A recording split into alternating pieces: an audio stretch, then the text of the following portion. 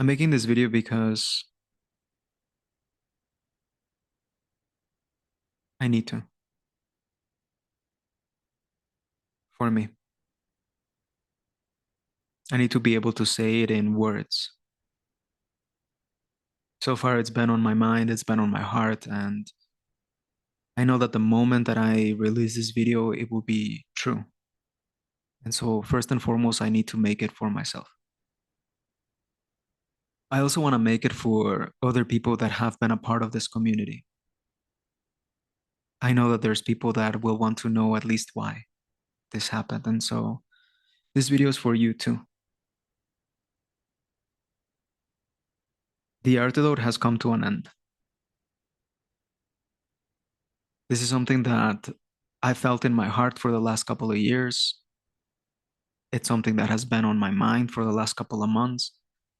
And it's something that I've been procrastinating on revealing for the last couple of weeks. This video was supposed to come out a month ago, or I was supposed to create it a month ago, but I've been procrastinating. And today I was sitting with myself and wondering why I was procrastinating so much. And the real reason is I there's a lot of grief. There's so much grief that I'm processing with recognizing that something that I've dedicated 10 years of my life to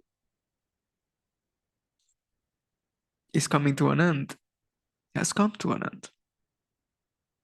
These last 10 years have been the most healing, the most life expanding years of my life. And I owe it to the Artidote, to something that I created out of my own need for healing, out of my own need for self-expression. And it's really hard. It's really hard to say goodbye to something that has carried you so far. And so if I'm making this video is to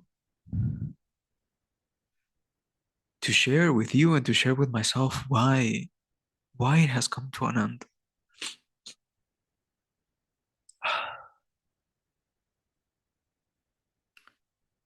There's external reasons, but those really don't matter as much as the internal ones. And I'll get to both. Most importantly, internally, my heart is not in it anymore. Internally, internally, you want to know the real reason without me caring whether you get it or not. Internally, I feel that I've outgrown the Artidote. I feel like it has run its course. I feel like it's done its job, so to speak, in my life. When I created the Artidote, I was a depressed, lonely, anxious 28-year-old living in Berlin, barely making it by. The Artidote officially began in 2015 when I was playing around in social media, combining artwork and quotes that I found on the internet, something that back then, believe it or not, wasn't a thing. The Artidote was the first platform to combine that in the history of the internet. um, but the Artidote really began way before that. It began in 1997 when I had recently moved to the US. My parents moved our entire family to the US, to a suburb of Chicago, because we just didn't have enough in Mexico to support the family, to give us proper education. And so following the American dream, my dad made one of the most difficult decisions that any man can make, which is take his family to another world for the betterment of their family, but also at the expense of leaving everything behind. This I used to minimize as, just things that people like me had to go through, but this was a traumatic experience. In school, I immediately, and for the first time in my life, was confronted with the sense of otherness, with the sense of being somebody else that just didn't fit in. I didn't speak English. I didn't look like the kids around me. I dressed differently. I was made fun of. I started getting bullied in school. Going to school became such a moment of anxiety in my day.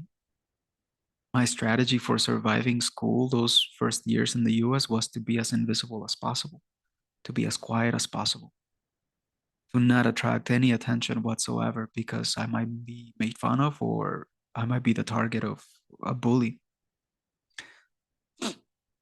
And it was around that same time that, not knowing how to express myself, not knowing how to speak the language, I turned to drawing as a way of expressing myself, as a way of expressing my emotions. And I've been so fortunate that I had this natural ability to make a chair look like a chair. I can draw. And earlier on, I recognized that, the kids in my classroom recognized that, and they saw that Jovanny, the new kid, could draw, that he was an artist. And when I was given that attention, it gave me an identity. It gave me an identity at a moment in my life where I didn't have one, where I felt not only like an other and a foreigner, but also worthless in a way, useless in a way. And art became my salvation during those years.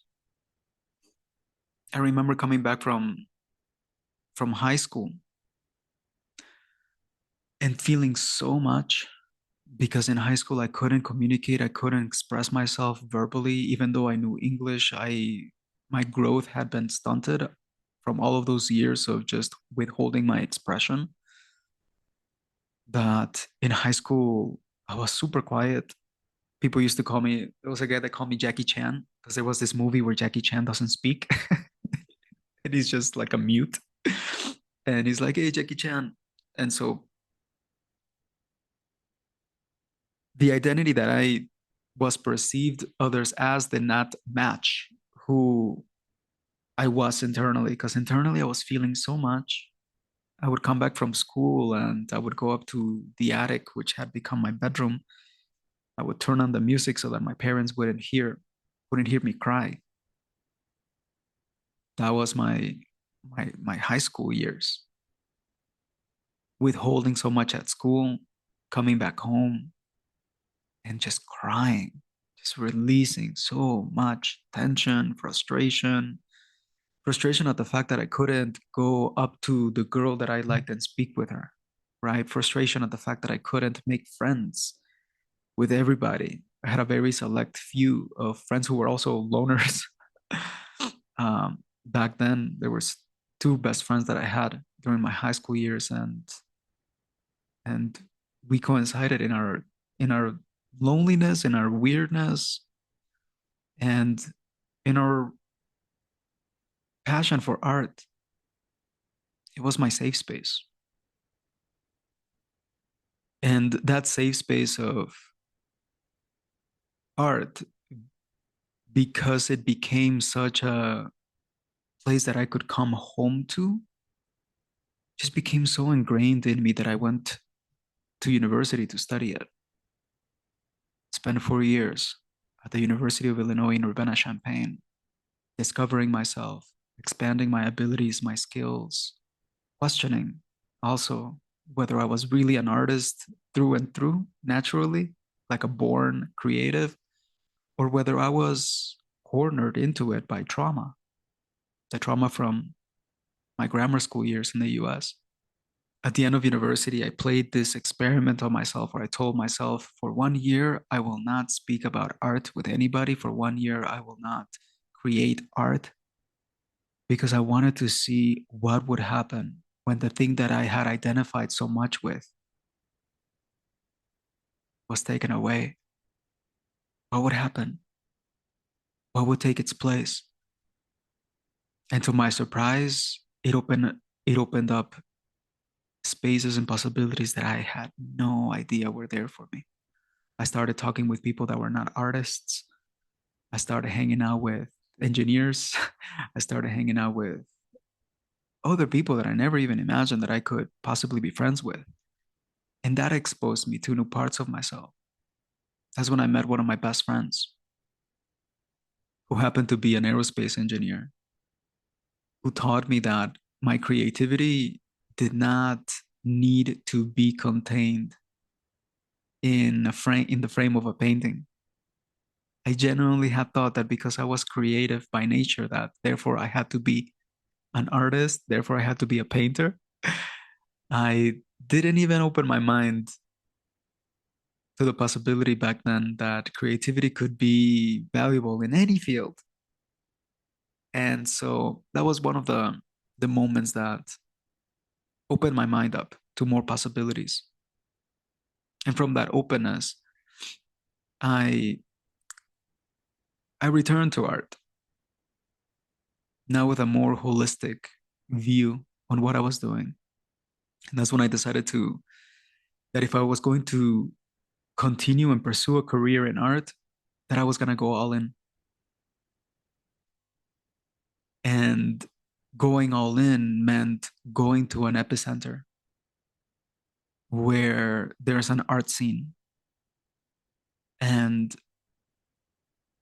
back then, the thing that kept me from wanting to go all in, from feeling like I could go all in, was this anxiety, this fear of others that I still carried in university.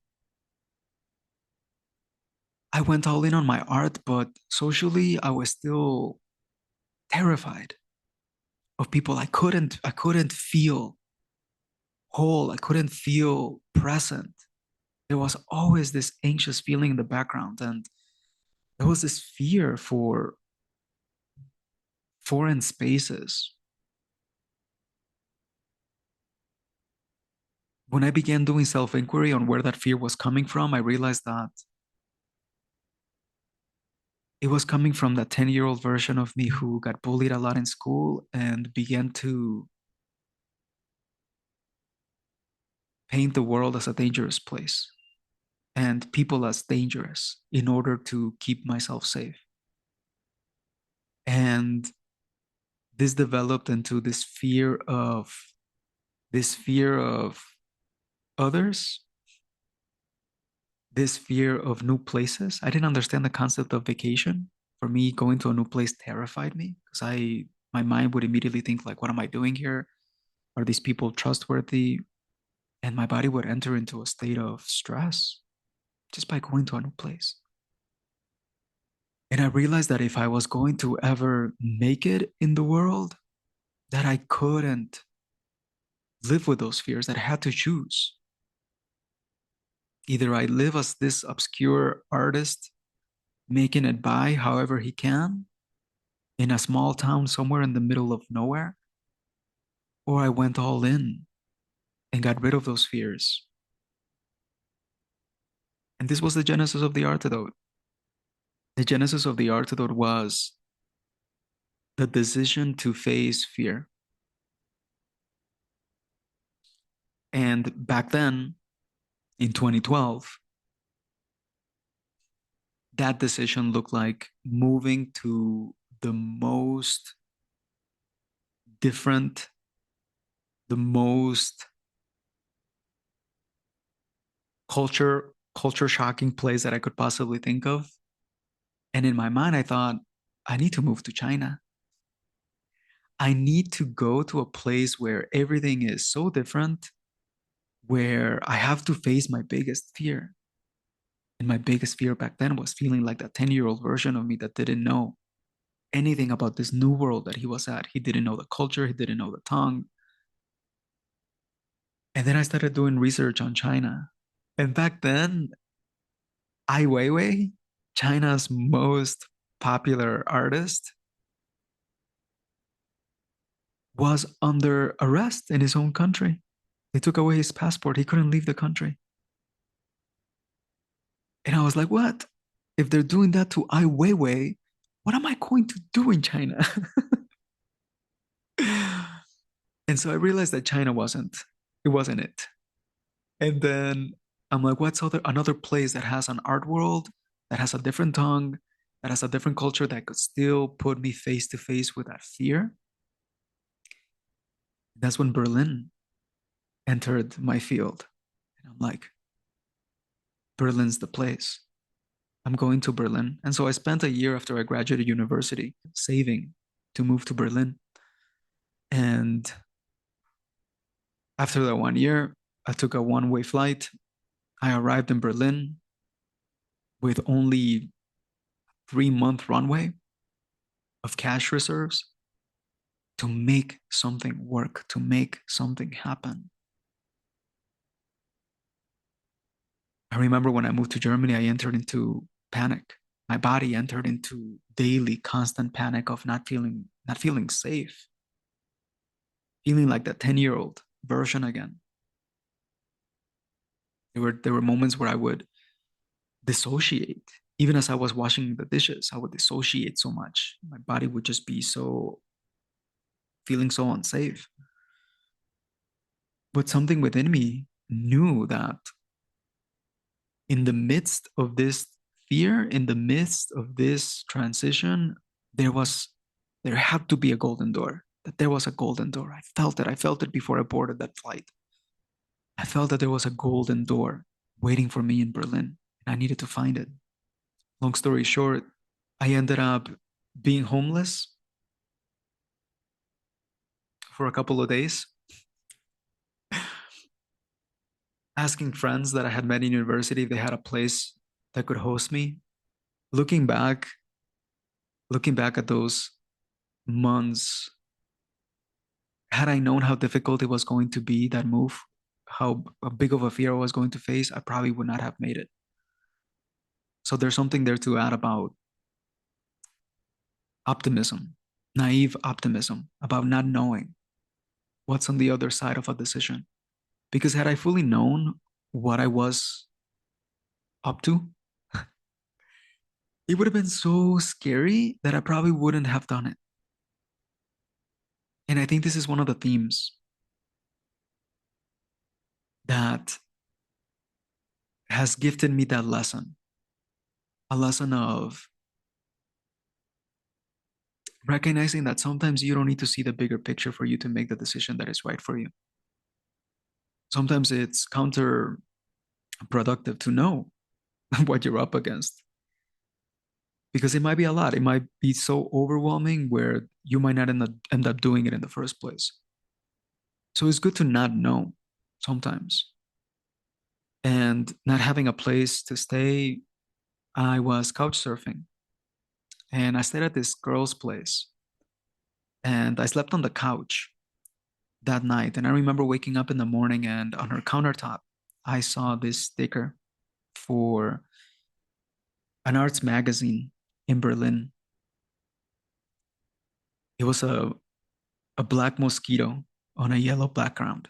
I looked it up on Facebook, Berlin Art Parasites, and I saw that they were hiring an intern to be an arts journalist in Berlin to interview artists and do gallery reviews and go to art openings and art shows. And I went, what? This is my golden door.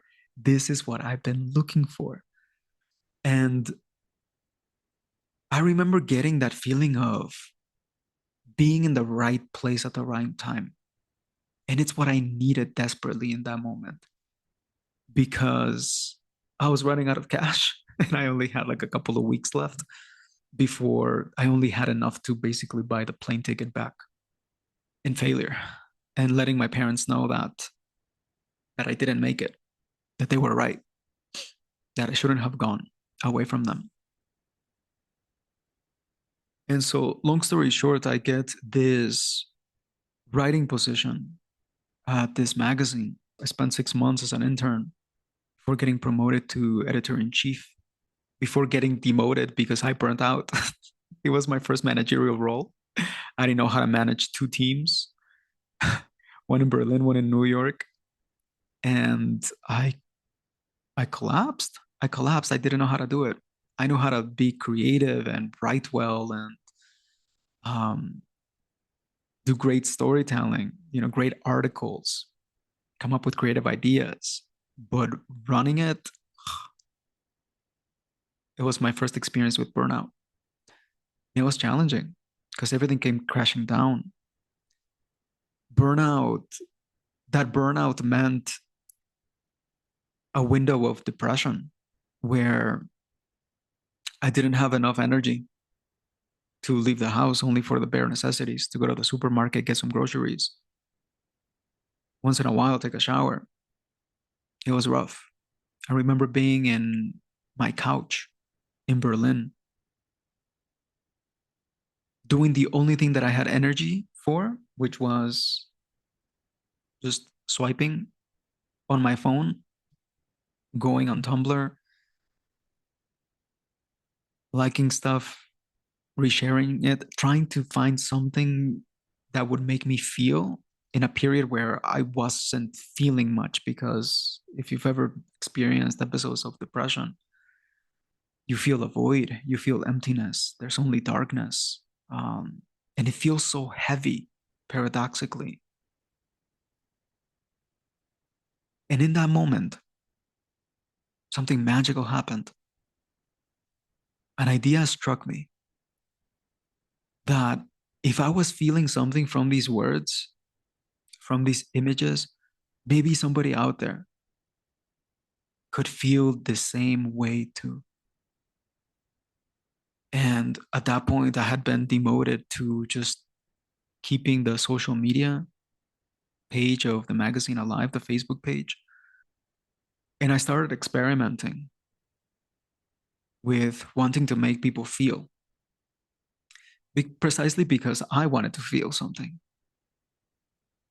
And to my surprise, when I started sharing posts that combined gorgeous artwork, that artwork that just stops you mid scroll and you feel something, and then I combined it with text that pierced through the heart or shifted your belief, your beliefs or your mindset, people started liking it. People started sharing it. And I noticed posts go viral. And I was like, what's happening here? Because we're now beginning to receive thousands of new follows a day. There was a point where we were getting 20,000, like 20,000 new follows per day. And it became a fun exercise to see how much I could make someone feel. Because back then, the social media landscape wasn't as it is today. There wasn't really much heart. There wasn't any conversation on vulnerability, on mental health, on consciousness. It was a barren landscape.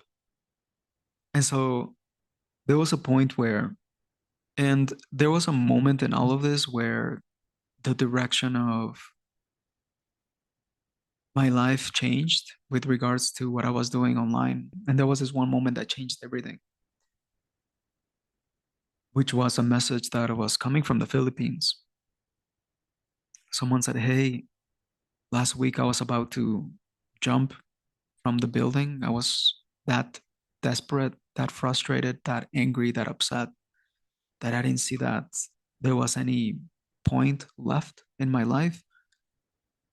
But I saw one of your posts, and there was something that I felt in that moment that made me reconsider. And maybe, just maybe, that's why I'm still here. So thank you." When I received that message, I couldn't believe it. I couldn't believe that a Facebook post could save a life. And so I was skeptical. I didn't mind it so much. But then I started receiving more and more of those messages of people that were sharing how their mental health had become much more at the forefront of their lives, how they didn't realize how much they were craving a deeper connection with themselves. And that's when I realized that there was something bigger than me happening. Around the same time, the creative direction of the magazine started going different places. That magazine obviously did not belong to me. I no longer felt like I fit within the new roles that were getting established, and so I got fired. To be honest, I didn't leave. I got fired from the magazine for not following through with some of the requests that I just didn't feel matched the brand that I was building. But I realized that it wasn't mine. So I was let go. I was let go of that magazine, and I had a choice to make, to either do something else with my life or to start from zero and nurture that energy that I had been nurturing through this magazine. I obviously chose the latter, and I remember being on a bus from Berlin to Munich as I was making my move to a different life, a different city. I was on the bus drafting what the logo will be for this new venture, this new project. And I called it the Artidote, art and antidote. And in May 15 of 2015, I launched the first post on Facebook of the Artidote. It didn't take long before the community that I had created on the other page found out that I had left. And the word spread that Jovanny's no longer here. He's actually over there with the Artidote now. And in 2015, a new journey began. The Artidote became a safe haven for people. It became a place where you could feel your feelings, where you saw on words a reflection of you, of things that may be difficult to just speak out loud. The Artidote was giving voice to those unspoken feelings. And he was also sharing gorgeous artwork from artists all over the world. The community developed beyond Facebook. He jumped on Snapchat even. And then a phenomenal thing happened on Snapchat where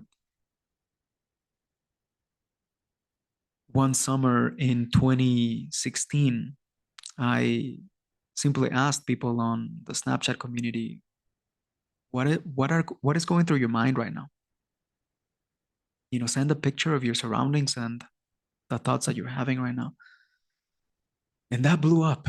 That blew up into a movement, Snap Thoughts, a movement in which people were daily sending their most vulnerably honest thoughts. There was a moment where a girl from Bolivia sent an image of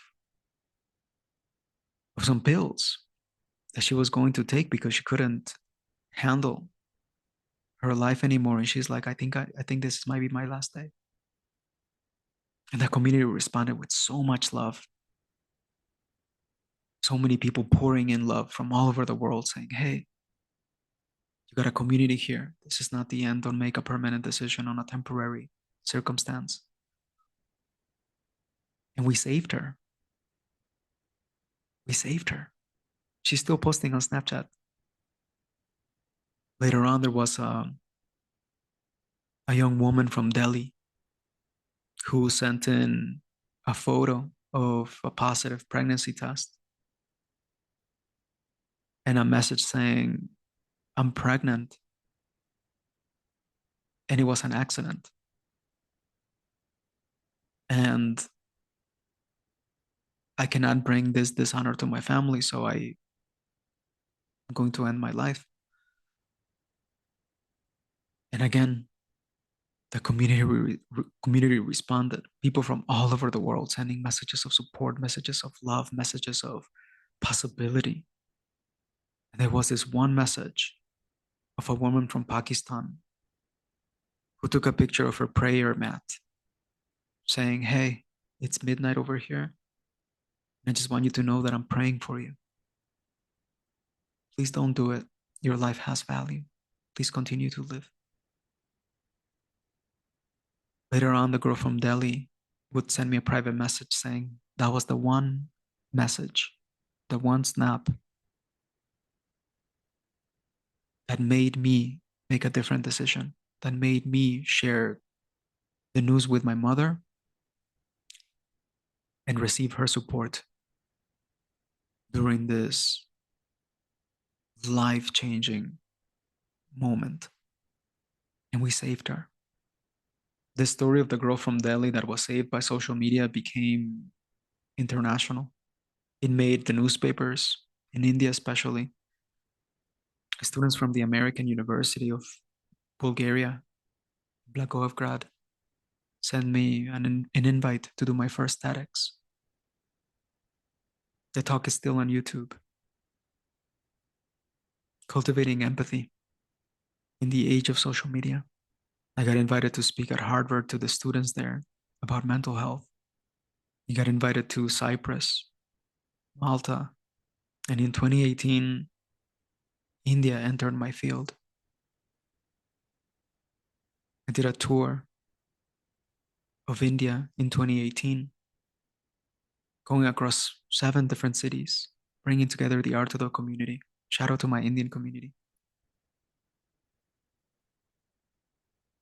It was the first time in my life that I got to experience what it feels like to have people making a line to take a selfie with you. It was mind-boggling to me. I didn't know how to handle that. Somebody that grew up with social anxiety. But all throughout this time, what the Artidote has given me was the responsibility of doing the inner work, the responsibility of leading a community, a platform that spoke about mental health, that spoke about emotional wellness. It gave me that responsibility to focus on my mental health, on my emotional wellness, on my growth. And behind the scenes, that's all I've been doing. In 2020, my dream was to move to India, actually, and to begin creating offline chapters of the Artidote there. India has one of the biggest Artidote communities in the world, besides the Philippines. That was my goal for 2020. And in 2020, everything changed. I couldn't move to India. I started having panic attacks after being 6 months in lockdown. I lost my job, and losing my job also meant losing my visa to continue to live in Germany. Everything collapsed. And at that moment, I said, what do I do? What do I do with all the pieces that are right now broken? Where do we go from here? Where do I go from here? And after weeks of considering what I could possibly do, I realized that the most impactful and passionate and true thing that I could do was gather everything that I've learned over the last years running the Artidote, working on myself, doing my inner work, bring all of that together and begin actively and directly sharing it with others. And so I launched my coaching business in 2020. It was something that I was hesitating on doing because of imposter syndrome, because of just so much hesitance. Sometimes doubt, self doubt gets so much in the way of your dream life that taking that leap often involves grieving the version of yourself that you're leaving behind and opening yourself up to the unknown, opening yourself up to that possibility because nothing is certain. And there's always a level of risk. The level of risk of staying where you are, where you no longer want to be, is living a miserable life. And the level of risk, taking the jump and the leap of faith and trusting yourself into the unknown, is also really scary because there's no security. And so here I was again, jumping into the unknown, looking for my golden door. And that saved me. It allowed me to move from Germany, to move to Mexico, where I currently live, where I spent some of the most soul nurturing years of my life coming back home. I moved to Merida in the Yucatan Peninsula, which was so soul nurturing, with the jungle, with the cenotes, with the ocean right next door. I got into the best shape of my life. I was the happiest that I had been up until that time. And that's when I realized it's time. It's time to manifest the next jump. And so in 2023, I began manifesting the next phase of my life, in which my dream partner walked in. I was finally ready to let go of any situationship that was keeping me from the girl of my dreams. And the universe works in mysterious ways. The moment you open yourself up fully to the unknown with full commitment, you commit first and then take action. A few months later, after making that commitment, she shows up in my life and everything changes. People think that finding your dream partner is when you begin to live your happily ever after, but finding your dream partner is the beginning of the biggest transformation in your life. And since 2023, that's been the journey that I'm on. Being so in love and so in transformation. The growth that I've been experiencing internally, I realized is bumping against the growth that I'm creating externally. And it's been in these final couple of years that I realized that the man that created the Artidote is not the man that I am today. At this point, the Artidote has run its course. It's limiting. It's limiting me. And I don't know if this is gonna make sense to anybody else. How could a platform that gives me access to thousands, hundreds of thousands of people across the world be limiting? But it has been in ways that it took me a while to recognize. I recognized that I had developed this codependency with the Artidote. There was a part of me that felt that this is the most that I could possibly do with my life. Even saying that, it's like, oh, I have so much compassion. There was a part of me that felt that my claim to fame, my thing, was the Artidote, as if I had gotten lucky. There was a part of me that didn't believe that I deserved more, that I was worthy of more, that this was it, that this was as much as I could do.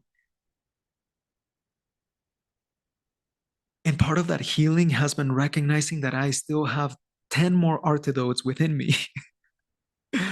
But this one in its current format no longer creates the space that I need for my voice to come through. I realized that the man that created the Artidote 10 years ago is not the man that is here today, inhabiting this body. The things that I want to talk about today are not the same things that 10 years ago I wanted to talk about. I feel like continuing with the Artidote would be performance, would be performing what it once was. And it feels dishonest. It feels dishonest to myself, first and foremost. And that dishonestly translates to whoever comes in contact with the Artidote. And so it took me a while, but I'm willing to recognize that the Artidote is ending, that the Artidote has come to an end. And I didn't want to because of that codependency. I didn't want to because I didn't want to leave of something that I felt had become my identity. I felt that I was the Artidote. And letting go of it will be letting go of that magic, that creativity, that inspiration. And it took me a while to recognize, like, oh no, the Artidote is just one thing that I created, that I will create in my life. And it's okay to outgrow projects, experiences, moments. And it's okay to want more, to expand more. And there's I may make other videos explaining more in detail what those reasons are, but I wanted to create one, letting you know, letting me know that I'm ready to own this story. A story that the Artidor was a wonderful period in my life that lasted 10 years, and that it ended, and that something greater showed up afterwards. More great things were on the horizon, but I couldn't continue to give my attention and keep my attention in that one thing because my attention is my most valuable resource. And if I keep on looking at the past and the thing that I built in the past, I cannot look forward.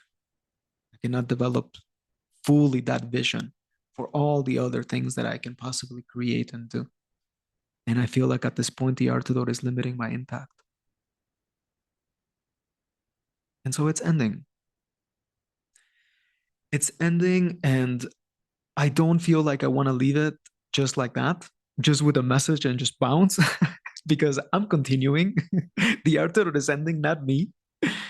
So during this next year, there will still be Artidote posts. I will still give it one last dance for this next year. And this next year, my priority with the Artidote will be to give its community the one thing that I've been getting asked for years now, a book, the Artidote book. I'm imagining this beautiful, gorgeous coffee table book with artwork, with messages from the heart. One of those books that is like an oracle, that you can open up the pages and read something that you needed to read in that particular day, in that particular moment, that could change the trajectory of your life. It's like having tarot cards or oracle cards in a book. And so for this next year, I will be focusing on creating that parting gift, a parting gift of 10 years of my life, parting gift that is meant for the community, that is meant for you. If you're watching this video and you made it this far, chances are that you are invested. And I want to do good by you. And so I want to leave you with that final gift, a book. And so that is where I will be spending a lot of my time in the coming months, creating that book, writing it, drafting it. Um, and hopefully by the spring of 2026, we roll it out and I can take it to your city and do a tour and meet you wherever you are in the world. I want to visit places that I know have huge Artidor communities that haven't been able to visit, like the Philippines, Australia, Brazil, Egypt, so many places, the US, do a tour and getting to, yeah, say goodbye in a proper way, not through a video. But that's it for me for now. There will be more updates coming along. You're welcome to stick around in this channel to see how this dream comes to an end and what comes afterwards. If you were to ask me what is next, I don't know. I really don't know. I just know that this needed to be done, that this needs to end for that newness to enter.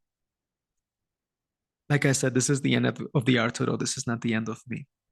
I will continue to grow, to create content, and you're welcome to follow along as I do so in this new YouTube channel. There's one thing that I do want to say for anybody watching this far. I think it's important to realize that our growth never ends. And sometimes we refuse to let go of what has been because we think that that's all there is, that there's no more, that we're not worthy of more. And we try to do everything in our power to secure everything that we already have, when life sometimes is asking us very directly to move on, to move forward, to continue to dream, to continue to grow, to continue to expand. But we want to stay. We want to stay and we don't want to go. And it hurts. It hurts. It's been hurting me staying where I no longer feel like I need to be. And so maybe this video and the next videos that follow, in which I will speak about this more, you realize that it's okay. Not only it's okay, but it's necessary and needed to go beyond what has been, to transform your life in ways that you did not even anticipate, and to be willing to create a new vision for yourself.